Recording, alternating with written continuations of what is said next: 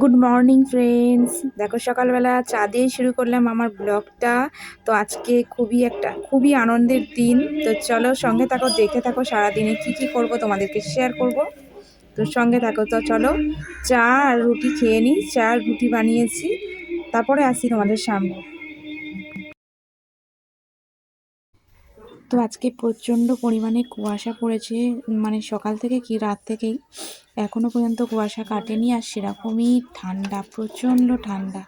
তো চাদর মানে গায়ে থেকে খোলার জো নেই, এতটাই ঠান্ডা। তো চাদর মুড়ি দিয়ে দিয়ে এই সব কাজটা সেরে নিয়ে আর এই যে চা করে নিয়েছি, চা করে চা খাচ্ছি। আর চাটা খেয়ে কিন্তু বসবো একটু টিভির সামনে, একটু বিছানাপত্র গুছাবো আর টিভি দেখবো। আর তোমাদের দাদাভাই তো সন্ধেবেলা এই সকালবেলা থেকেই শুরু করেছে, টিভির খবর দেখছে। তো আজকে তো বিশেষ দিন আর কি, তোমরা তো সবাই জানো। তো আজকে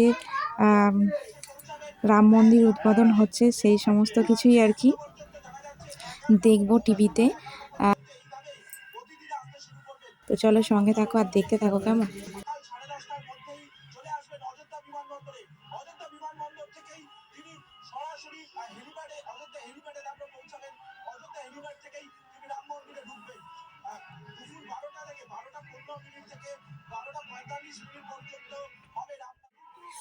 good morning friends, welcome back to my channel. আমার পিঙ্কি ঋতুস ব্লগ চ্যানেলে তোমাদেরকে আরও একবার অনেক স্বাগত আর অনেকটা ভালোবাসা জানিয়ে নতুন একটা ব্লগ শুরু করছি। তো দেখো সকাল থেকে কিভাবে মানে অনুষ্ঠান হচ্ছে টিভির মধ্যেই। তো নিমন্ত্রণ পত্র তো আগেই পেয়েছিলাম, তো মানে খুব আনন্দের সঙ্গে নিমন্ত্রণ তো গ্রহণ করেছি। তো তখন থেকে ভাবছি যে আমরাও কি যেতে পারবো। তো যদি রামলালা চাই সত্যিই যেতে পারবো। তো জানি না, সেটা যাই হোক। তো আপাতত সকাল থেকে কাজকর্ম সেরে টিভি চলছে। তো রামলালার মন্দিরের সামনে কত রকম অনুষ্ঠান হচ্ছে সেসবই দেখছি। তো এত ভালো লাগছে কি বলবো। তো দীর্ঘ প্রতীক্ষার পর আর এই উৎসবটা মানে হচ্ছে আর কি, উৎসব বলছি, মন্দিরটা উদ্বোধন হচ্ছে। মন্দিরটা আজকে প্রাণ প্রতিষ্ঠা হবে আমাদের রামলালার, তার জন্য কিভাবে সেজে উঠেছে অযোধ্যা। তো সেটা হচ্ছে দু চোখ ভরে দেখছি আর কি টিভিতেই। তো যদি রামলালা চায় হয়তো আমাদের দেখা হতেও পারে, তো জানি না কতটা কি হবে। তো আমার সঙ্গে থাকো আর দেখতে থাকো। মানে সত্যি বলতে এত ভালো লাগছে, এত ভালো লাগছে কি বলবো। তো দেখো সকাল থেকে একটাই খবর চলছে, রামভূমিতে রাম মন্দির উদ্বোধন। তো বাঙালিদের কাছে মানে সবার কাছে একটা বড় পাওনা, তাই না বলো। তো এত বছর সংঘর্ষের পর আজকে এই মন্দিরটা তৈরি কমপ্লিট হয়েছে মোটামুটি। আর উদ্বোধন হচ্ছে, শ্রীরামের প্রাণ প্রতিষ্ঠা হবে আজকে। তো খুব বড় খবর আর কি, সারাদিন একই চলছে। তো এখন আমি দোকানে যাব। তো তারপরে দুপুরে যতটা পারবো তোমাদেরকে একটু শেয়ার করব। তোমরা নিশ্চয়ই দেখছো, আমারও ভালো লাগছে, কিন্তু আমাকে দোকানে যেতে হবে। কত রকম অনুষ্ঠান হচ্ছে দেখো। তো টিভিতে সারাক্ষণ একই ব্রেকিং নিউজ। তো রাম মন্দির উদ্বোধনের সব কিছুই প্রোগ্রাম চলছে।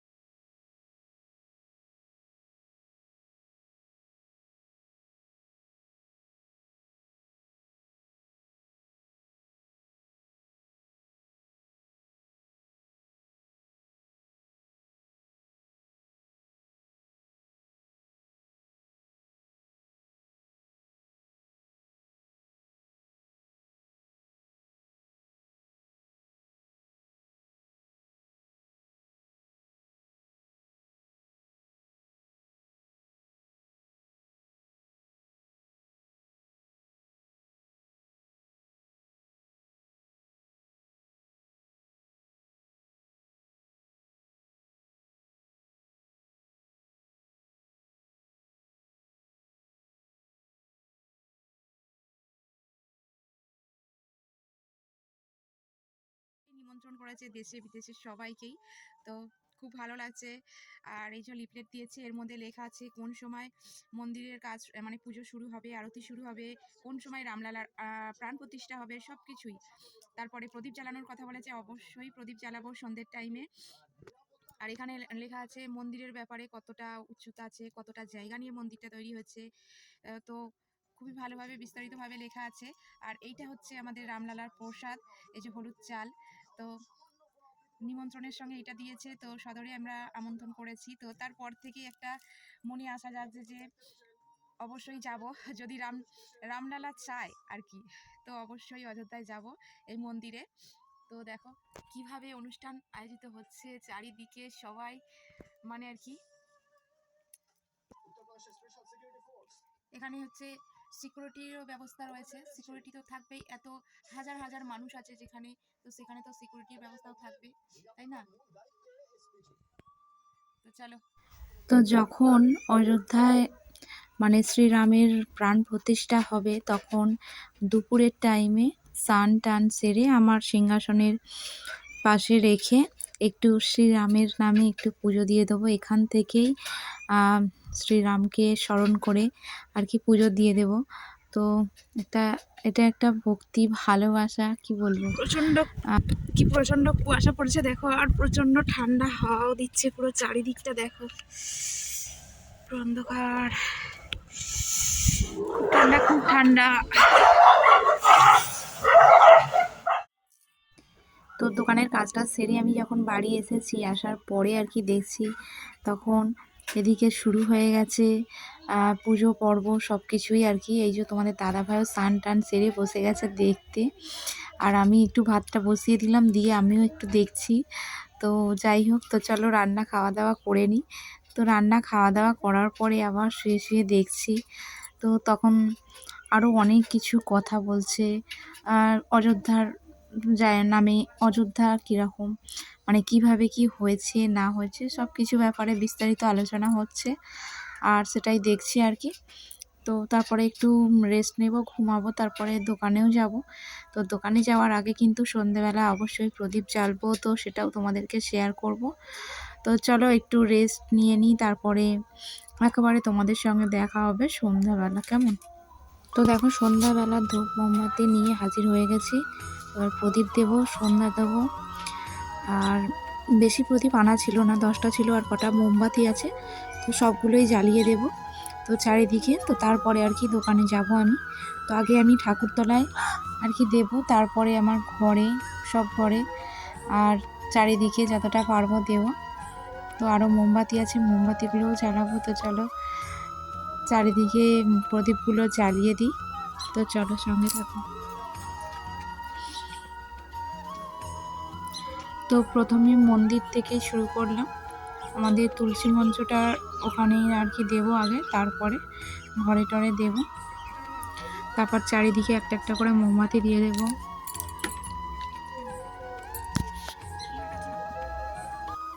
তারপরে তো দোকানে যাব, দোকানেও কটা মোমবাতি জ্বেলে দেবো। তো যতটা পারবো তোমাদেরকে আর কি শেয়ার করব, ঠিক আছে? তোমরা সঙ্গে থাকো, শেষ পর্যন্ত কন্টিনিউ করো।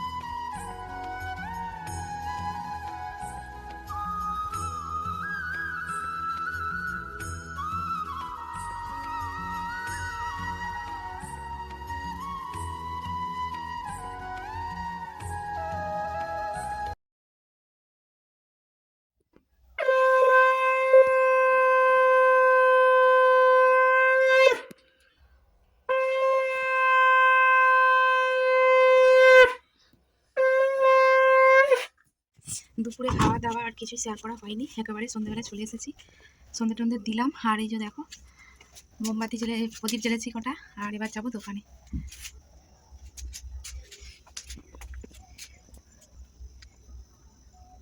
তো চলো, দোকানে তো যেতেই হবে। তো আজকে সত্যি বলতে খুবই একটা ভালো দিন গেল, আর বাঙালির কাছে তো করব, ঠিক আছে, আজকের দিনটা সারা জীবন মনে থাকবে। তো চলো, আজকের ভিডিওটা এইটুকুই। তো কেমন লাগলো অবশ্যই কমেন্ট করে জানিও, আর যদি ভালো লাগে একটা লাইক কমেন্ট শেয়ার করে দিও, আর পাশে থেকো। সবাই ভালো থেকো, সুস্থ থেকো, আজকের মতো টাটা।